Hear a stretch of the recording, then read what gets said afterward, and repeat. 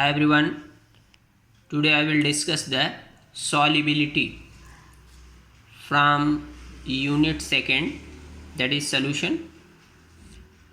It is defined as maximum amount of solute dissolved in given amount of solvent at a constant temperature, or you may be write as it is defined as maximum amount of solute in gram dissolve in 100 gram of solvent at a constant temperature, यानी कि एक constant temperature पर given amount यानी कि 100 gram of solvent में maximum जितने salute के grams को आप डिजॉल्व कर सकते हो उसी को हम लोग सॉल्युबिलिटी कहते हैं। The process of dissolving salute in solvent is called dissolution. किसी सल्यूट का सॉल्वेंट में डिजॉल्व होने का जो प्रोसेस होता है उसे डिसोल्यूशन कहा जाता है। When no more amount of solute can added in solvent at a given temperature it is called saturated solution.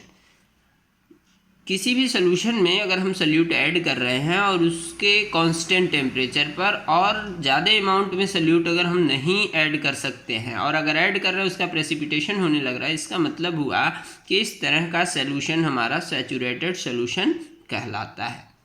When saturated solution is cooled, then solute particle get crystallized। अगर आप किसी saturated solution को ठंडा करते हैं तो उससे क्या होता है, जो उसमें सल्यूट पार्टिकल है वो क्रिस्टलाइज होते हैं, क्रिस्टल बनाना शुरू कर देता है। The process is known as crystallization, यानी कि जो सल्यूट पार्टिकल डिजॉल्व है टेम्परेचर कम करने पर उसका प्रेसिपिटेशन होने लगता है, क्रिस्टलाइज होने लगता है और ये प्रोसेस क्रिस्टलाइजेशन कहलाता है। फॉर या इन सैचुरेटेड सोल्यूशन, किसी सैचुरेटेड सोल्यूशन में rate of dissolution is equal to rate of crystallisation.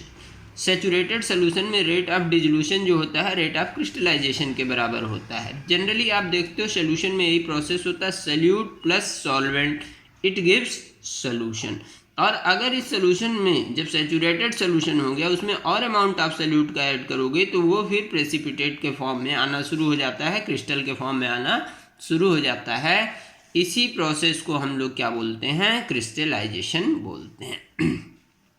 अभी अपने को इस चैप्टर में दो तरह की सॉल्युबिलिटी को डिस्कस करना है। पहला तो solubility of a solid in liquid और बी अपने को डिस्कस करना है solubility of the gas in liquid. तो पहले हम लोग डिस्कस करते हैं solubility of a solid in liquid. Solubility of a solid in liquid, किसी सॉलिड सल्यूट का लिक्विड सॉल्वेंट में सॉल्यूशन बनाना और उसकी सॉल्युबिलिटी किस तरह से उस पर डिपेंड करती है। जब अपन बात करेंगे तो सॉल्युबिलिटी किसी सॉलिड की किसी लिक्विड में यानी किसी लिक्विड सॉल्वेंट में तीन चीज़ों पर डिपेंड करती है।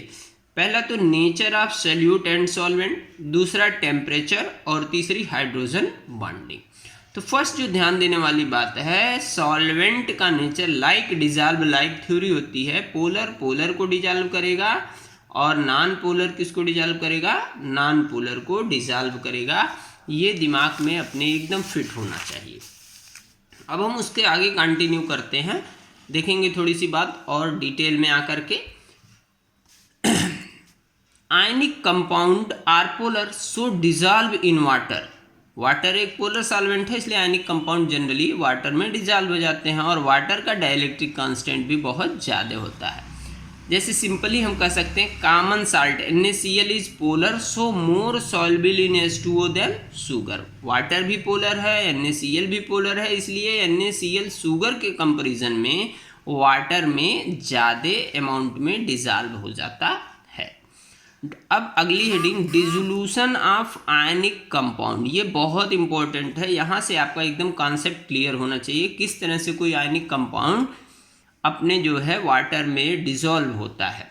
इन द प्रोसेस, ये देखिएगा बहुत ध्यान से, इसको मैंने डिटेल में आपको बताया। इन this process the ion of solute surrounded by solvent molecule that is hydrated, यानी कि वाटर मॉलिक्यूल क्या करता है, जो आयन्स हैं उनको चारों तरफ से घेर लेता है, सराउंड कर लेता है और इस प्रोसेस को हाइड्रेशन कहते हैं। और इसमें the energy released in this process is known as hydration energy. जैसे अगर ये आपके पास वाटर का सॉल्वेंट है और निगेटिव पॉजिटिव इस पे पोल्स हैं, और फिर क्या है, ये मान लीजिए निगेटिव पार्ट ऑफ द आपका आयन है, तो जो वाटर का पॉजिटिव पोल होगा वो इस निगेटिव आयन को चारों तरफ से सराउंड कर लेगा। इसी तरह अगर पॉजिटिव आयन जो है आपके आयनिक कंपाउंड का, उसको निगेटिव पोल जो है वाटर का, उसको चारों तरफ से सराउंड कर लेगा। इस तरह से इसका हाइड्रेशन प्रोसेस होने लगता है और जो एनर्जी रिलीज होती है उसे अपन क्या बोलेंगे, hydration energy. Similarly the energy required for the splitting of the ionic compound is called lattice energy.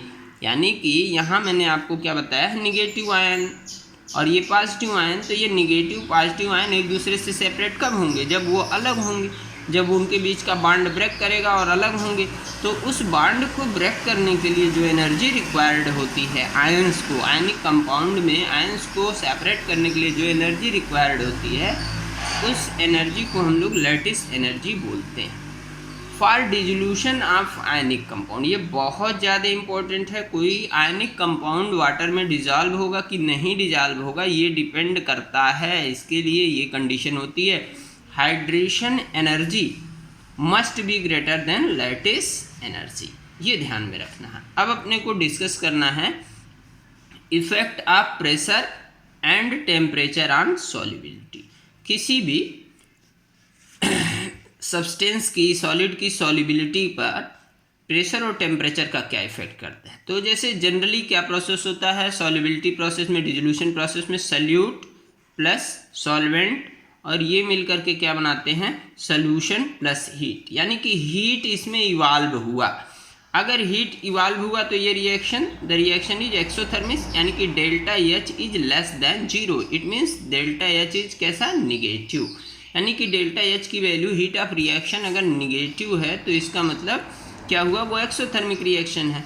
और for exothermic reaction dissolution process, for exothermic dissolution process में अगर आप टेम्परेचर बढ़ाओगे तो सॉल्युबिलिटी क्या हो जाएगी, डिक्रीज कर जाएगी अकॉर्डिंग टू लीच-एट-रिलियस प्रिंसिपल। ये बहुत अच्छे से अपने को ध्यान में रखना है कि लीच-एट-रिलियस प्रिंसिपल क्या कहता है कि हाई टेम्परेचर एंडोथर्मिक रिएक्शन को फेवर करता है और लो टेम्परेचर एक्सोथर्मिक रिएक्शन को फेवर करता है। तो इस तरह के एग्जाम्पल आप दे सकते हैं, सीरियम सल्फेट का केस है, लिथियम कार्बोनेट का केस है, सोडियम कार्बोनेट का केस है, जहां पर टेम्परेचर बढ़ाने पर सॉल्युबिलिटी जनरली क्या कर जाती है, डिक्रीज कर जाती है।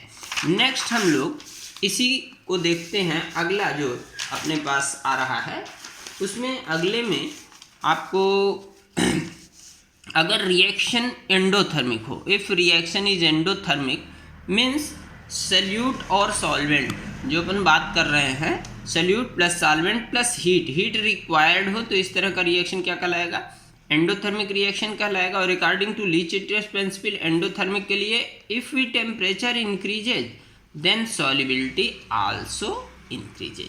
जैसे NaCl है, KCl है, NaNO3 है, अपन अगर क्या करेंगे टेम्परेचर को इंक्रीज करेंगे तो इनकी सॉल्युबिलिटी भी इंक्रीज करेगी। In some cases first solubility increases with increase of temperature and then solubility decreases। कुछ ऐसी भी चीज़ें हैं, कुछ ऐसे भी कंपाउंड्स हैं जहाँ पे पहले तो टेम्परेचर बढ़ाने पर सॉल्युबिलिटी बढ़ेगी लेकिन फिर क्या होगी, घटती चली जाती है, जैसे Na2SO4.10H2O। इस केस में पहले तो टेम्परेचर बढ़ाने पर सॉल्युबिलिटी बढ़ती है लेकिन फर्दर ये क्या होती है, डिक्रीज होनी शुरू हो जाती है। अब देखो प्रेशर का effect, there is no effect of pressure, no effect, कोई इफेक्ट नहीं पड़ता है of on solubility of solid in liquid. अभी सोचने वाली बात है ऐसा क्यों नहीं होता है, because pressure has no effect on solid and liquid. Generally आप जानते हो कि सॉलिड पे तो प्रेशर का बिल्कुल इफेक्ट नहीं पड़ता, लिक्विड पे थोड़ा बहुत इफेक्ट पड़ता भी है तो वो नेग्लेजिबल होता है। तो सॉलिड और लिक्विड पर जो दोनों कंपोनेंट इस सोल्यूशन के हैं उन पे लिक्विड का उन पे प्रेशर का कोई इफेक्ट नहीं पड़ता है, जिसके कारण हम ये कह सकते हैं कि प्रेशर का सॉल्युबिलिटी पे कोई इफेक्ट नहीं पड़ता है। अब अपने को दूसरा पार्ट इसका स्टडी करना है, वो है solubility of gas in liquid. तो गैस प्लस सॉल्वेंट, ये मिल करके क्या बनाएंगे, सोल्यूशन प्लस हीट। तो सोल्यूशन प्लस हीट बनेगा। तो आप ये सिंपली देख रहे हो कि हीट इवॉल्व हो रही है, तो ये रिएक्शन कैसा है, एक्सोथर्मिक रिएक्शन। अब ध्यान से देखो, एक्सोथर्मिक रिएक्शन है तो अगर हम टेम्परेचर की बात करें और सॉल्युबिलिटी एक दूसरे से कैसे रिलेटेड होंगे, तो as we increase the temperature solubility decreases because reaction is exothermic, और as we decrease the temperature solubility increases। अब देखो टेम्परेचर बढ़ाने पर solubility डिक्रीज इसलिए करेगी क्योंकि जो मॉलिक्यूल्स है उसकी मोबिलिटी, गैस मॉलिक्यूल की, वो इंक्रीज कर जाएगी और वो वाटर से स्केप कर जाएगा, सॉल्वेंट से बाहर निकल जाएगा, solubility घट जाएगी। इसी तरह से टेम्परेचर घटाने पर mobility of gas molecule decrease कर जाएगी, वो यानी कि ज़्यादा देर तक रहेगा। फिर इसी तरह से अपन क्या करेंगे, प्रेशर का भी इफेक्ट देखना शुरू करते हैं। तो प्रेशर बढ़ाने पर सॉल्युबिलिटी क्या हो रही है, इंक्रीज हो रही है, because mobility of the gas molecule decreases. जब आप प्रेशर बढ़ाओगे तो जो गैस मॉलिक्यूल की मोबिलिटी है वो डिक्रीज कर जाएगी, और डिक्रीज जब करेगी तो उसकी सॉल्युबिलिटी बढ़ेगी। इसी तरह से प्रेशर घटाने पर सॉल्युबिलिटी डिक्रीज कर जाएगी, क्यों, because mobility of the gas ion increases. ठीक है, तो सॉल्युबिलिटी ऑफ सम कुछ ऐसे स्प्रैंगली सॉल्युबल या लेस सॉल्युबल गैसेस हैं, जैसे हाइड्रोजन हैं, इनर्ट गैसेस हैं, increases with increase of temperature. तो ये ध्यान में रखना है। कुछ एग्जांपल्स इसके, कुछ एक्सेप्शनल केस हैं, जैसे हाइड्रोजन है, इनर्ट गैस है, तो ये टेम्परेचर बढ़ाने के साथ साथ इनकी सॉल्युबिलिटी इंक्रीज कर जाती है। अच्छा, एक और बहुत सारी इंपॉर्टेंट चीज़ है, बहुत ही, ये कॉम्पिटिटिव एग्जाम में आपको पूछा जाता है कि delta H, delta S, delta G, इनकी वैल्यू पॉजिटिव होगी कि निगेटिव होगी सॉल्युबिलिटी ऑफ गैस के लिए। तो याद रखिए, जब हम टेम्परेचर बढ़ाते हैं तो मोबिलिटी इंक्रीज कर रही है मॉलिक्यूल की, तो ये सारी वैल्यूज कैसी रहेंगी, निगेटिव रहेंगी। अच्छा, ये तो सारी बातें हमें समझ में आ गई, लेकिन अब बहुत इंपॉर्टेंट बात अपने को देखना है कि हम देख रहे हैं कि टेम्परेचर बढ़ाने पर, प्रेशर बढ़ाने पर कैसे सॉल्युबिलिटी में इफेक्ट हो रहा है, कैसे इफेक्ट हो रहा है, ये तो पता चल रहा, घट रहा है या बढ़ रहा है, लेकिन कितना घटेगा कितना बढ़ेगा ये बात हमें नहीं पता चल रही है। तो इसी चीज़ को एक्सप्लेन करने के लिए हेनरी लॉ, जो अपने को इस चैप्टर में आगे डिस्कस करना है नेक्स्ट टर्न पे। Okay, thank you very much.